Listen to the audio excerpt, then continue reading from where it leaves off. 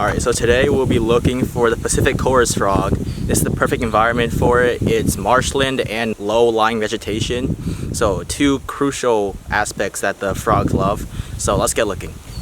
So this thing right here is a Pacific chorus frog.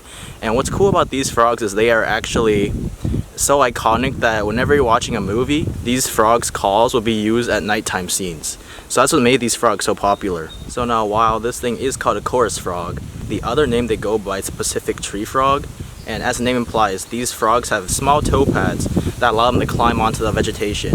And since these guys are so common throughout California and Oregon, they play a very crucial role in the environment. They provide a food source for many animals like the garters and stuff.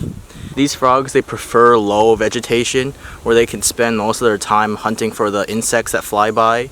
And since they're green colored, they're perfectly camouflaged on these tall reeds, and they can just spend the daytime hunkered down, and at night they'll start hopping around breeding or just looking for food. Now these guys don't get very big. They get around from like 1.5 centimeters to 5 centimeters. So this is basically an adult, and that is why they're so hard to spot, because they're incredibly small. But if you can spot a dark green object on a lighter green plant, it'll most likely be this chorus frog. And what might eat these guys would be the herons, the other birds of prey, waterfowl, and other small mammals and reptiles.